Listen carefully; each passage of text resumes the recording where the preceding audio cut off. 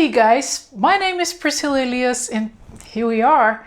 It's March of 2022 and on the 15th I just completed my first 2 years on YouTube. In today's video I will talk a little about my YouTube journey up until now. The biggest challenges, things I learned on the way, my growing curve, where I'm at right now, how much I actually did work to keep up this channel, and finally how much money I made. After all, do I still think it's worth it? We'll go through all of that right after the intro.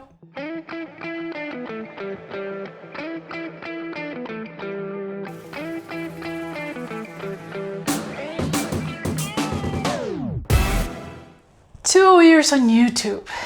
Yeah, time flies, doesn't it? I started out this channel in March of 2020, right in the middle of the pandemic, with the intention to do something new, working with something I love, which is photography. If you've watched the video I did talking about my first year on YouTube, you know I got monetized still in my first year. I'd say that step was pretty quick. At that time, after watching many videos of other content creators talking about their growth, I thought the chances were that my YouTube would start growing much faster when I got monetized. Indeed, I thought it would start growing much faster than it actually did. Let's go through this. At the exact moment I record this video, I have released 115 videos and my channel has approximately 4.7 thousand subscribers, 235,000 lifetime views, and about 11.8 thousand views for the last 30 days. As you see here, when I opened my analytics from March of 2020 to March of 2021, I got monetized in October of 2020, and from October of 2020 to March of 2021, I was able to make $160 with ads. I got 2 main view peaks throughout this period.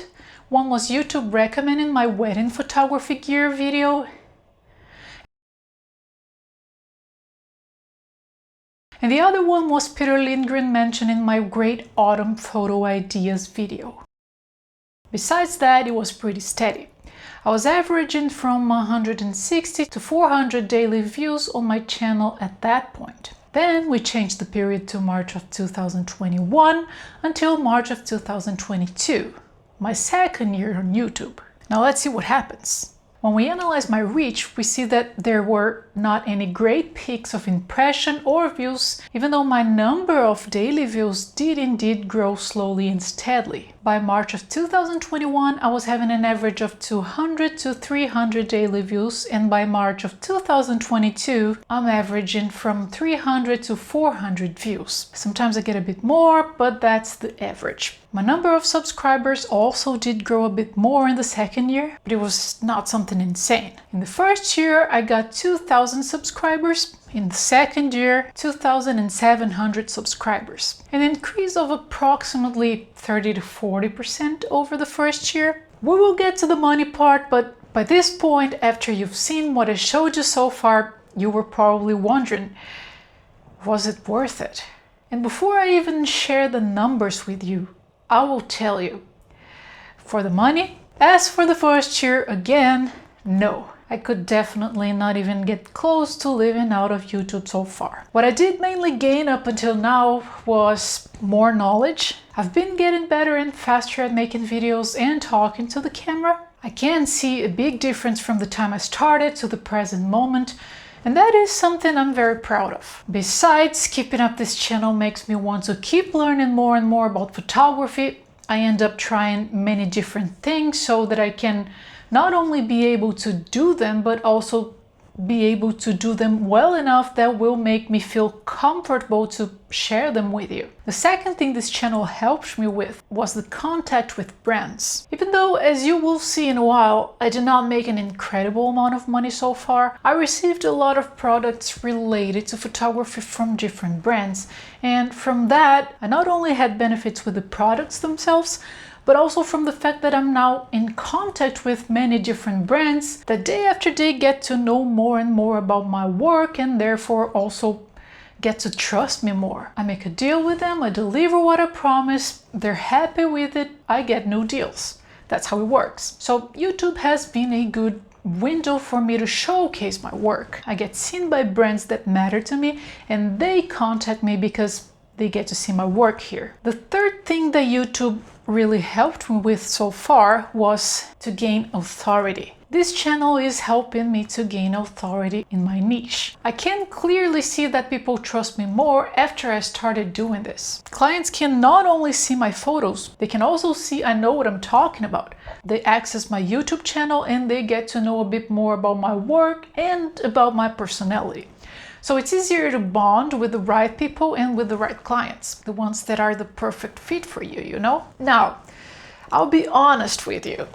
In my first year on YouTube, I recorded about 5 to 6 videos a month.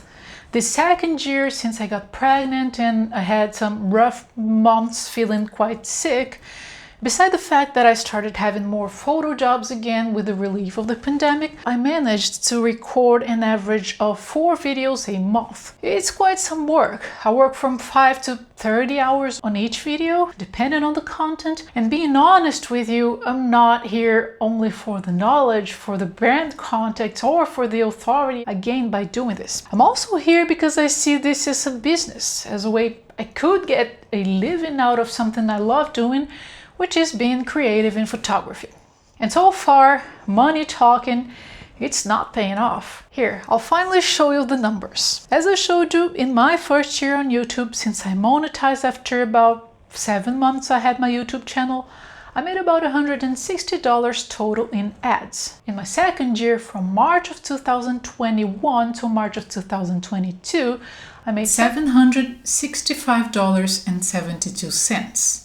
It is around 5 times what I did in my first year, but on the other hand, it averages $60 to $65 a month, which is, come on, pretty much nothing when you consider the cost of equipment and the amount of work I have in order to put out these videos. Then of course you can add to that a similar average to affiliate links and another similar average to free products. So let's say I make an average of $200 to $350 a month on YouTube by now. Sometimes more, sometimes less, but that's been the average. Way far from what I thought I'd be able to make by my second year. YouTube algorithm has not picked my channel so far, and the growth I had up until here happened mainly because people find my channel on YouTube search, as you see here. And even though I know all it takes is one video to finally hit YouTube's algorithm and see this game changing, I cannot lie and tell you I don't mind that it's all great and that I'm totally fine with it, you know. Sometimes I get pretty tired of this and I wonder if I'm doing the right thing the right way. I also wonder if I should keep doing this at the pace I actually am doing it. Should I still invest so much time on it?